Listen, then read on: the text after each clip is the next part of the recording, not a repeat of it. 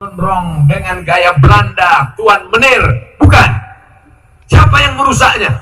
Yang merusaknya adalah orang yang bersorban, pakai jenggot panjang, pakai jubah, yang kebetulan sifatnya sama. Jangan tersinggung dulu, cerita masih panjang.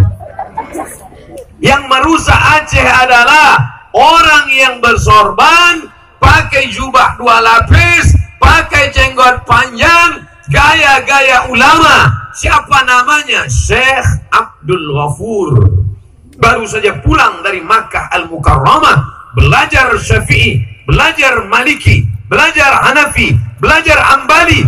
Dia kuasai perbedaan mazhab, tapi tujuannya ingin mengobok-obok umat Islam dari dalam. Dia pun pulang dengan karisma ulama, bajunya ulama, isinya snok horgronye setan laknatullah alaih. Akhirnya dia obok-obok, belajar dari masalah ini. Kita pernah punya kejayaan yang hebat luar biasa. Dunia ini isinya itu-itu saja. Sejarah berulang, musim berganti, tapi dunia tak pernah berubah. Dulu namanya snok horgronye, munafik kafir, dia robah namanya menjadi Abdul Ghafur. Pura-pura dia masuk Islam, tinggal 6 bulan di Makkah. Didekatinya ulama Nusantara yang kebetulan hebat waktu itu, menjadi ahli hadis, ahli tafsir di Makkah. Laki-laki itu bernama Syekh Muhammad Nawawi Al-Bantani. Al-Bantani sudah jadi provinsi Banten. Satu lagi ulama besar menjadi imam Masjidil Haram, Syekh Ahmad Khatib Al-Minkabawi. Al-Minkabawi suku besar Minangkabau. Bukan sekedar rumah makan sederhana, tapi juga bumi Minangkabau yang melahirkan ulama. Maka hari ini kita sedang seperti yang tertulis di beliau belakang, melalui silaturahim kita tingkatkan ukhuwah kebangsaan. Orang Banten pernah besar, orang Minangkabau pernah besar. Aceh jangan tanya lagi tentang kebesarannya. Yang menulis kebesarannya siapa? Saya dengan mata kepala saya sendiri melihat di perpustakaan tempat saya kuliah, Darul Hadis di Rabat, Maroko. Lalu saya buka buku itu, ditulis oleh seorang laki-laki explorer dunia, keliling dunia dia. Sebelum dia pergi ke Aceh, dia umroh dulu di Makkah, tawaf, sa'i, tahallul, dia langkahkan kaki dari Masjidil Haram. Bismillah, tawakkaltu 'ala Allah, la haula wala quwwata illa billah. Dia lanjutkan perjalanan. Dia pun bercerita dalam buku itu, aku sampai ke sebuah negeri bernama Sumatra. Dia tulis di situ, Sumatra. Di pucuknya aku turun, aku lihat rajanya menghormati ulama. Ulama-ulama diberikan naik kuda dan gajah. Kuda dan gajah waktu itu mungkin sekarang Alphard lah. Bukan maksudnya ulama mau dikasih mobil dinas, enggak, sikit pun tidak ada. Jangan tersinggung. Kadang penguasa ini kalau kita ngomong ini dia tersinggung. Ya kalau mau dikasih enggak apa-apa. Aku melihat ulama dan rajanya akrab. Mereka berjubah warna baju dan putih. Apa nama bukunya? Kalau tidak percaya, sudah diterjemahkan ke bahasa Indonesia yang tidak bahasa Arab. Bukunya berjudul Rihlah Ibni Battutah. Makamnya masih ada sekarang di Maroko. Makanya nama saya buat di internet Somad Maroko. Banyak orang nanya, kenapa Ustaz buat Somad Maroko? Kenapa tidak Somad saja? Pengalaman pernah saya tulis di Google Somad, keluar sinetron Bang Somad. Karena saya buat Somad Maroko, karena saya pernah kuliah di sana. Dan yang paling banyak di antara 30 sekian provinsi di Indonesia, di antara anak-anak bangsa yang paling banyak kuliah di Maroko adalah anak Aceh. Tapi terus terang, saya sama anak Aceh dulu waktu di Maroko kurang suka anak bangsa. Kenapa? Mereka duitnya banyak, beasiswa dari APBD.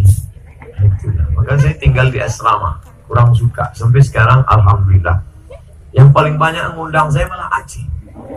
Ceramah terbanyak, teramai, terpenuh halaman Ustaz Somad selama penceramah, selama memberikan tabligh akbar di Aceh. Kapan itu? acara mengenang tsunami bulan 12 kemarin. Setiap saya pergi, kami ditanya orang, Ustaz Somad, ya, kemarin kami tengok acara live internet Ustaz yang paling ramai di Banda Aceh. Ya, berapa itu Ustaz? Saya nggak ngitung. Ramai luar biasa. Setelah ceramah internasional, 2 bulan yang lalu saya ke Brunei Darussalam, jumpa masyarakat sana. Ustaz masih ingat dengan saya? Di mana kita ketemu? Waktu acara malam di Aceh. Oh iya, Masya Allah, iya baik.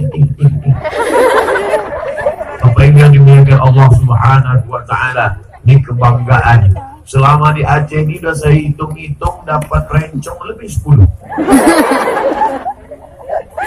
Rencong di kanan, keris di kiri, dompet hilang juga. Apa yang dimuliakan Allah Subhanahu wa Ta'ala, kebanggaan luar biasa bisa datang bersilaturahim. Kami di Riau namanya Universitas Riau, UNRI, yang dibawa nama daerah. Di Sumatera Utara namanya USU, Universitas Sumatera Utara. Tapi di Aceh mestinya UNA, Universitas Aceh. Tapi tidak, yang dipakai justru namanya Universitas Syah Kuala. Kenapa yang dipakai? Menunjukkan orang Aceh cinta pada ulama mengalahkan cinta pada tanah air. Syah Kuala.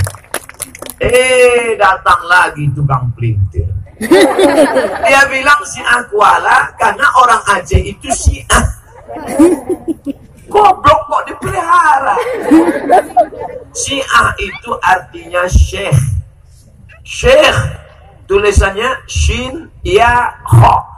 Payah menjelaskan ini pada orang yang nggak bisa ngaji. Makanya kalau bisa ngaji, kuliahnya di Universitas Syah Kuala. Di sini ada mata pelajaran agama Islam. Syarat ngambil mata pelajaran agama Islam harus bisa baca Quran. Kalau tidak bisa baca Quran, tidak bisa ambil mata kuliah agama Islam. Kalau tidak ambil mata kuliah agama Islam yang Muslim, maka tidak akan lulus, tidak akan sarjana.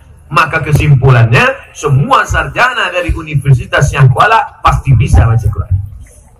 Ustaz tahu dari mana? Tadi ngobrol pas makan. Orang Aceh tidak mau sebut nama ulama, karena menyebut nama orang itu tidak hormat. Qalilul adab, tidak beradab. Al-adab fauqal ilmi, lebih tinggi adab daripada ilmu. Maka mereka tidak mau sebut nama.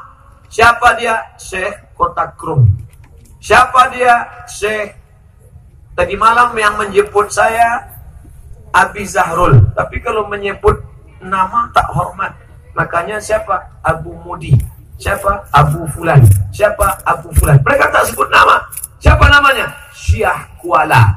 Tapi sebetulnya itu adalah nama besar Syekh Abdul Rauf As-Singkili. Dari ujung namanya kita sudah tahu dia berasal dari mana.